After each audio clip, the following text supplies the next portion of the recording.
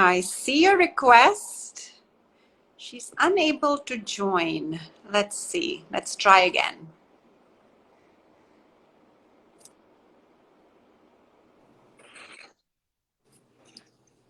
There we go. Oh my gosh, finally. Hi. Yes. Hi, how are you? I am good, and you? Good, good, good. Happy to be here. I know, thank you so much. I know we had a bit of an issue with the timing considering the two zones, but It's okay.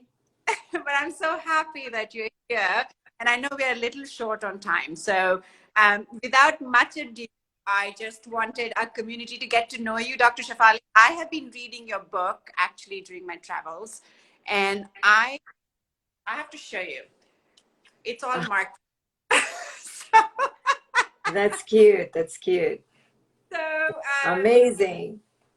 it's an amazing book. I don't know how else to put it, but honestly, for anybody who does not know of Dr. Shefali, here she is. I am so happy that she's decided to do it with this live with us with Fab India, because Dr. Shefali support women in a big way, and community is full of incredible women, young and old alike.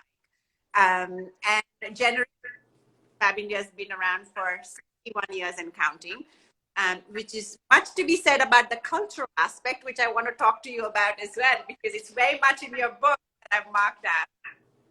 But welcome, and thank you so much for doing this with Thank us. you. And we have a good 25 minutes, so don't worry about that. I just want to address somebody just wrote that she didn't get the refund for an event in Australia. So sorry, I'm not in charge of that event. It was planned by organizers, but send an email to me and I will forward it. office@drshefali.com, office@drshefali.com, and she's like theft. She will, it wasn't my event, it was organizers, and it's just because, of COVID, it was postponed. So please send me your email request and I will forward it to the people. Okay, let's begin. I'm so excited. I know. So welcome. I don't even know where to start. I have so many notes that I've taken. So I just thought we'll just like dive into it. And then I have questions, and I'm sure the audience has questions as well. But I am so excited to be talking to you, Dr. Shefali. On the previous book, Conscious Parent, was a big influence on my life. I have a 15-year-old son. He's in New York, and I go back and forth. But more than that, a radical awakening, just wow. I mean, when I haven't finished it yet, to be quite honest, because I keep going back to certain chapters and rereading it. So, like, literally, like all of these, I'm rereading it over and over again to get it in my head to kind of make the change. So I haven't finished it yet, but this book to be sort of like a very powerful call, especially for women, right? Yes, it's particularly written for the soul of a woman, but it's, of course, men can understand so much about themselves too. But go ahead, ask me a question so I can answer. No, I actually, before we dive into the book, I wanted to know a little bit about, I'm sure the community is interested in your journey, because I know you were born in India. You kind of lived for a good 20, 21 years of your life. And so tell us a little bit about how a little bit about your journey from India to the US, and then what made you eventually write this book. I know there's a lot to cover, but just go ahead. So I left India at the age of 21, but I knew in my being since the age of 12 that I needed to get away because I was really suffocating under the toxicity around me. As a young girl, I was very targeted for how I looked, and you know how in India people are with this kind of coloring, and I was marauded really by Indian men, and as most girls are. So I had my fair share, and so I knew that everywhere I went, I was being suffocated, and I just wanted to leave since the age of 12, and finally at 21, my father let me go. And as soon as I came to America, I began meditating and studying psychology and really integrating the principles of both in my life, and then began writing about it. You know, I think I'm a writer before I'm anything else. And then I got married, checked off all the boxes. And then by the age of 45, had kind of outgrown my marriage, and went through a real transformation and realized how difficult it is for women, especially mothers, to transform because culture wants us to be in a box. And I wrote this book not because of my journey per se, but how difficult it was for me to go through my journey with peace, with liberation, with permission, with approval. And so I had to give it to myself. So this book is my way of giving women approval, permission, and validation to go through their journey. Since I didn't get it, and this is the same thing I did with my conscious parenting books. No one was teaching me to be a conscious parent, so I wrote the book. And this is my book to women to give them what I didn't have, which is the red carpet, full validation and celebration of their transformation, should they choose to transform. And I've laid the book out like a journey. So you when you read the book, you are actually going on a journey to transform. Yes, I mean that is why, you know, I've marked certain chapters, because I read them and then I'm not sure if I'm there yet. I have to reread again before I jump to the next chapter, kind of just fully understand whether I'm even ready to actually read what you have to say in the next chapter. Right? There's so many triggers in the book, and if you're really kind of consciously making an effort to read what you're trying to say about the pain, it brings up quite a few emotions, as you can imagine. But I think that what I found really powerful was a call, especially for women, to get rid of the patriarchy, imposed rules, and compulsive caregivers, cost of our own self. Tell us a little bit about that, how women, especially in our community, who are young, in India, obviously we know the cultural issues. How do they handle this? Just a few words of advice would be really helpful. In a culture like India, which is so rigid and so attached to tradition, where tradition is exalted more than the individual, it's very hard to do what I'm saying. So I want to put a caveat to that. And thank you. Because very often, you know, I've been living in New York for the last 23 years, and I forget how much more difficult it is when I come to India. It takes me almost every time I land here. It takes me about 2 weeks to just calm myself down and say, "Okay, I guess you're in India now. You might."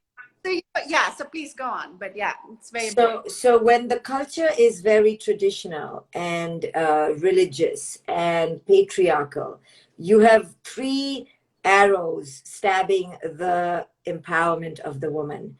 And you are seen as a bad girl, as a slut, as somebody who's not nice or sweet, not compromising, not sacrificing. You know how we Indian girls are raised.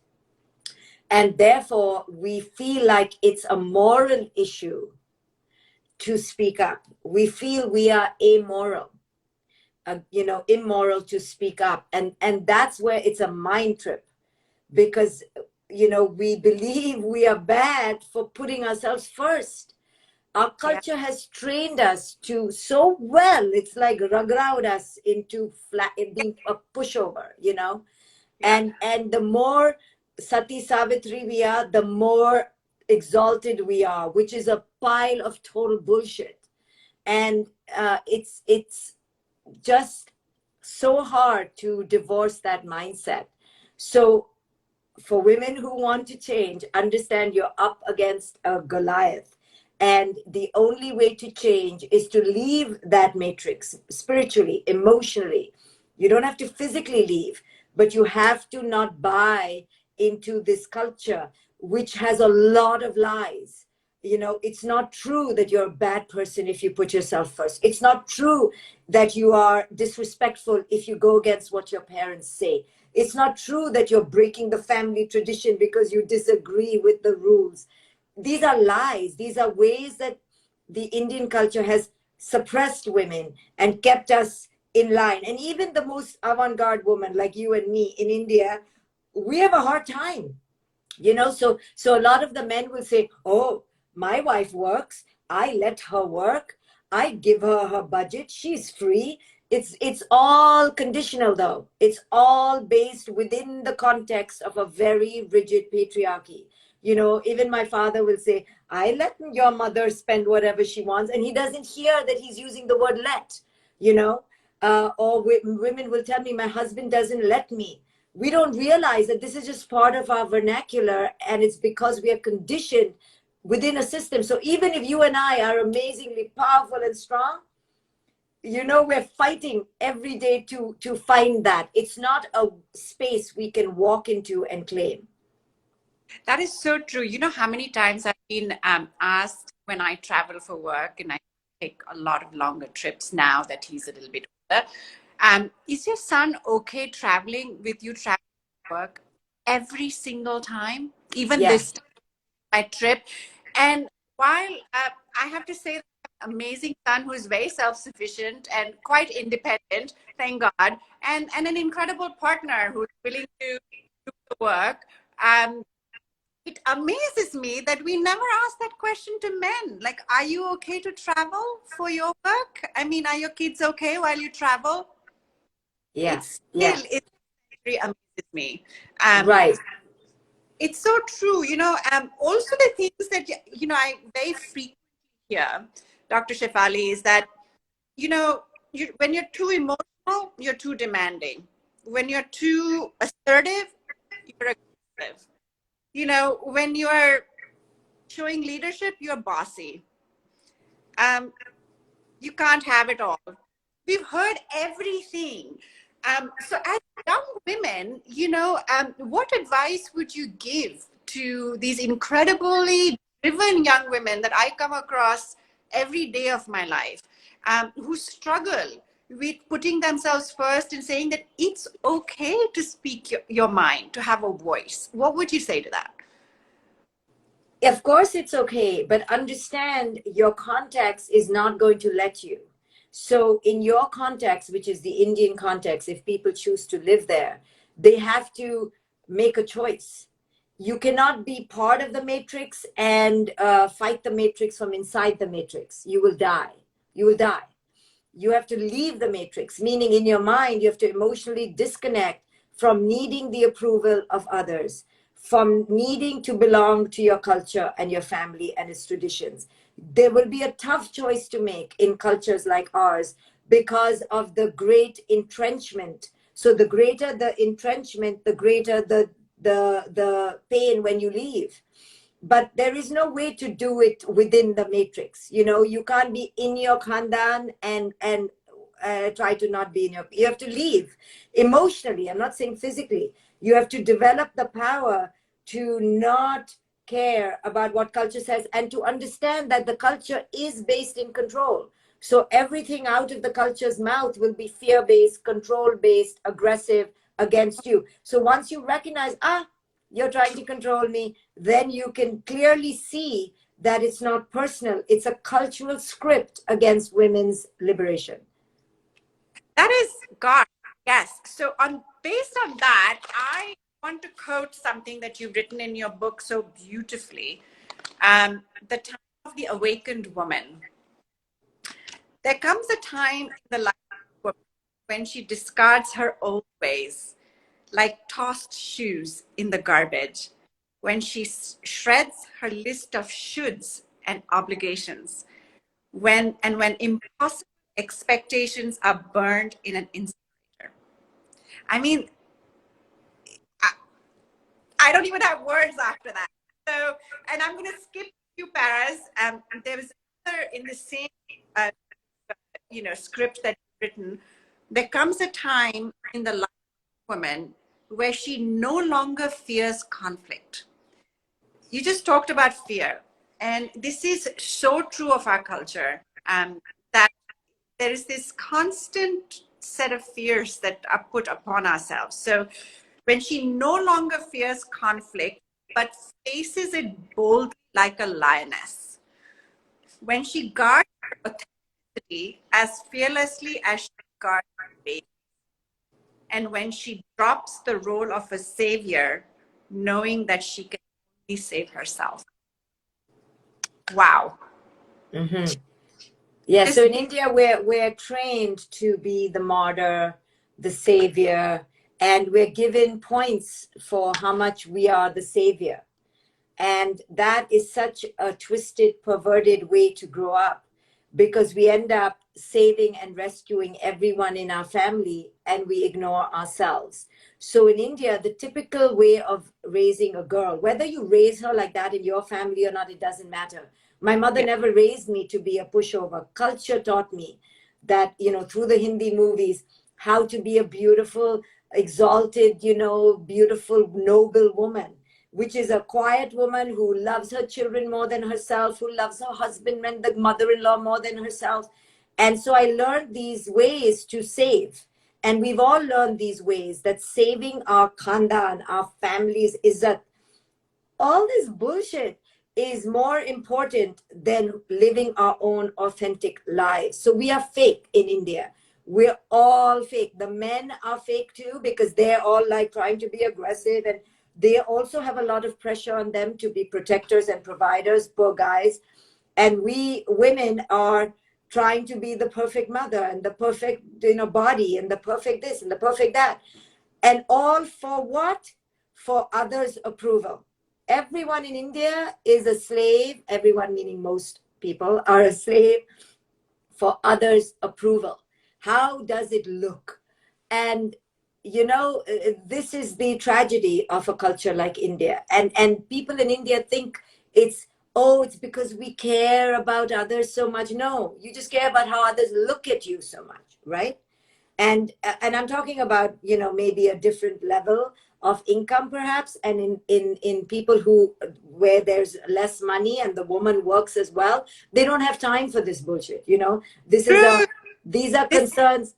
true. But even women in the villages are deeply mired in how people think of them. And we have stories of fathers killing their daughters because they were caught with a boy, or so India is steeped in an archaic understanding of sexuality, of relationships, of authenticity. And it's really sad, because it's not because the culture is evil, it's just very conditioned.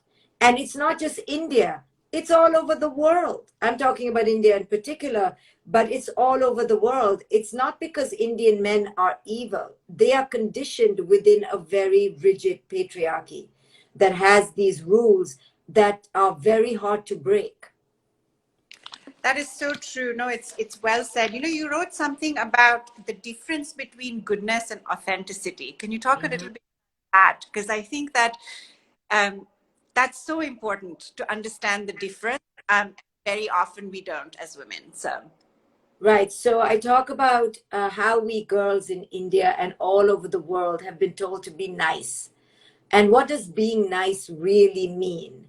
It means to follow the crowd, to not make trouble, to not be too loud, and not be in disagreement.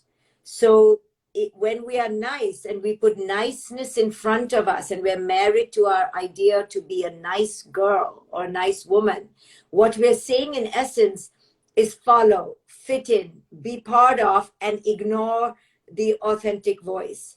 Ignore what's going on inside. And it's this clash that is created within us, but in the end, authenticity loses, and we sacrifice ourselves for being nice, and we don't even know. We don't even know that we are being nice, and sacrificing our authenticity. We think that is authentic. That's how much we've been brainwashed. it's so true. You wrote a couple of beautiful sentences, if you don't mind reading them out to us, about self-acceptance and self-compassion. Do you Well, remember that? I don't know how to find it, but it probably is that to accept the self means to accept all parts of yourself. the kind and the unkind, the just and the unjust, the angry and the calm, the fearful and the courageous. You have to accept and integrate all parts of who you are. Self-acceptance is not only the acceptance of your beautiful parts, your quote unquote beautiful parts that make other people happy, but it's also acceptance of your weaknesses, your vulnerabilities, your imperfections. Yeah, and also the fact that without self-acceptance, you can't accept the other, which is Yeah. a part of how you've explained it in the book as well. Right. Without self-acceptance, you cannot accept the other. What you are accepting in the other when you don't have self-acceptance is just their domination over you. Because if you don't accept yourself, you appear like you're accepting the other, but you're not really accepting the other because you don't know what that means. So you're accepting their domination over you. Wow. And also same thing about compassion, right?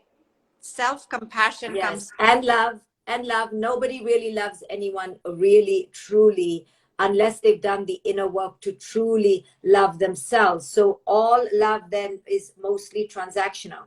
You know, gimme, gimme, gimme, and what are you giving me? And it's based on really on ownership and possession and control. Yeah, amazing. Wow, that's a lot to take in. And I mean, obviously, this book needs to be obviously a series, which, by the way, please go to Shefali's Instagram and her website. She has coaching classes. It's just incredible breadth of work. There's much to learn, much to read. But since we have a few more minutes, I would love the community to get to know you a little bit better as a woman, as a mother, as a doctor, as a colleague, as a friend. What fascinates you in life these days? I'm always fascinated, I think, by the delusional mind of the human. I think that fascinates me. Nature is not fascinating to me because nature is just so easy to understand. So by fascinating, I mean like, what? So Yeah. only the crazy human mind fascinates me because I am constantly amazed at how insanely delusional we are. Animals, nature, they're just Easy. beautiful and Easy. amazing, but they're not confusing. So Yeah. fascinating meaning like I'm fascinating because I'm like, wow. Now I am fascinated by nature, you know what I mean, because Yes. how it works, and but it's not confusing. The human mind is truly confusing. That's a good one. Well, is there any mantra that you live by? I think just be aware, be conscious, be present as much as possible, be real, be authentic. Yep. Um, your radical awakening, if you were to describe it in a few words. uh Liberating, empowering, truthful, transparent. And if you give advice to your young self in your 20s, what would that have been, or would that been something that you might not have done? Just what would it have been like talking to your 20-year-old, to yourself? I think, really have great trust in your own intuition and deeply know who it is you are. What I think most of us do in our 20s is we get to know ourselves through the eyes of others. And it takes us till our 40s or 50s to realize we don't even know ourselves. So I think, really committing to that inner knowing more deeply without sacrificing yourself for the other's validation would have been my greatest lesson to myself. That's amazing. I mean, really talking about approval and validation, I think it's such an important part of, understanding why, you need to put yourself first and really get to know yourself much more before we kind of go on our journey. Yes. This has been just an incredible sort of few minutes with you, Uh, Dr. Lots more to come. I don't travel to India, but we would love host you at Fab India. You're probably familiar with Fab India since you grew up here. I'm I hoping that love Fab India. I love Fab India. Yeah, maybe when I come, we can do some events in collaboration. So, that uh, would be, our community would love that. At our stores, we have beautiful experience centers, and we're trying to sort of really talk to our younger community, which happens to be 70% of India's population now. And I think it's so important for them, men and women alike, really, to understand that we don't have to be equal in that sense, but we certainly bring, if not more, the same amount to the table. And it would be really nice to sort of collaborate as men and women together, create yes, this much more beautifully.